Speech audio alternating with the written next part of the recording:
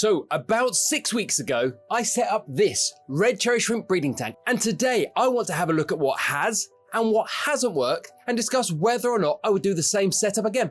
Hello friends, welcome back to the channel. If you're new here, my name is Richard and I'm a fish and shrimp keeper based in the UK. So if you haven't seen the video where I set up this tank, let me give you a brief overview of what I set up. This aquarium is essentially a 12-inch cube. It's 30 centimeters cubed and it holds around 7 gallons of water, which is about 27 liters. Now I set this tank up using play sand as the substrate.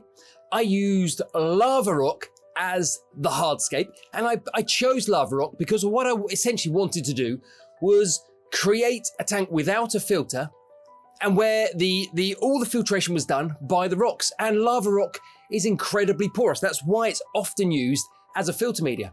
So what I've done here is run this tank using the rocks that I've put in there as the filter media. So there is no filter. I then did run an air stone, which gives me water circulation and surface movement. And circulation and surface movement are both incredibly important. Circulation means your water stays evenly mixed. You don't end up with stratification with warm pockets, cold pockets. You don't end up with dead spots in the tank where there's not enough oxygen, essentially small pockets of stagnant water. And the surface movement allows for the exchange of gases. It allows carbon dioxide to leave the aquarium and fresh oxygen to be brought back in. I often get asked, can you run a shrimp tank without a filter and without an air stone? And my answer is always no. You can go without a filter, but you do need some sort of circulation. You do need some sort of surface movement. And I'll come back to this in another video in the next few days. I also used a couple of plants, A, because they help with filtration, and B, because I just love the look. I love plants in all of my aquariums. But what I had to do, because I essentially had a mound of lava rock, was to start off by putting 2 small pots in the back, and I filled them with fluval stratum, and I built the lava rock around it and planted directly into those pots. So you can't see the pots, but the plants are growing well. I also put a clump of Java moss. As you guys know, I put a clump of Java moss in pretty much every tank I have, and a small Liliopsis brasiliensis at the front, just because I love it. It looks fabulous. One of my favorite plants without a shadow of a doubt. So that was essentially the setup. Super simple, no filter, no heater. It's all about the shrimp.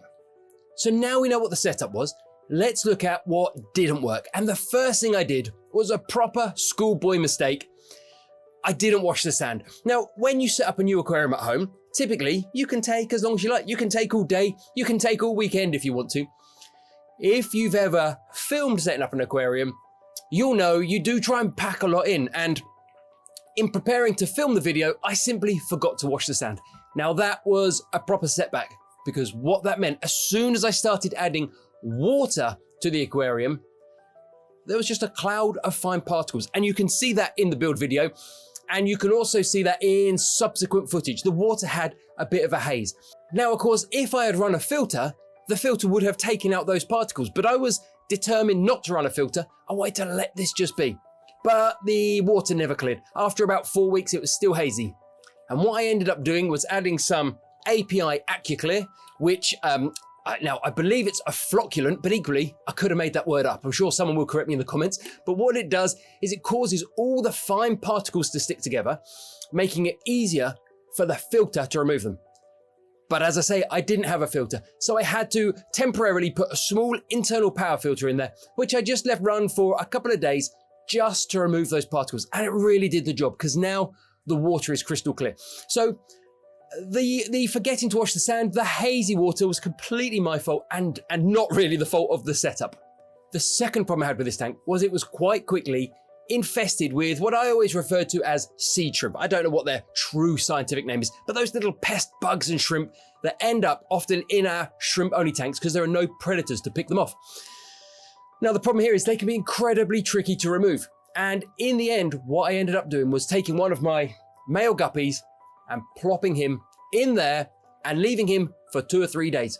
And he took his time, but he did clear the entire tank of sea shrimp. Now I say clear, but of course there is no doubt that some of those sea shrimp will still have been tucked down in the lava rock and they will reappear at some point. And when they do, I'll move him across. He can do it a bit more. He can eat some more sea shrimp for me. And I just have to hope he doesn't pick off too many of the baby shrimp. I like using a guppy for this job because guppies are basically lazy. And if they've got a choice between slow-moving sea shrimp that's sitting on the glass or a baby shrimp that will dart away and they have to chase down, they're going to choose the sea shrimp every time. So did he pick off any babies? It's possible. Did he pick off as many as if I'd have put a fast-swimming tetra or something in there? No, he probably didn't. So if you ever find yourself plagued with sea shrimp, adding a single guppy can often solve the problem for you. So that's what didn't work with the tank. Let's look at what did work, because this has been a fabulous tank.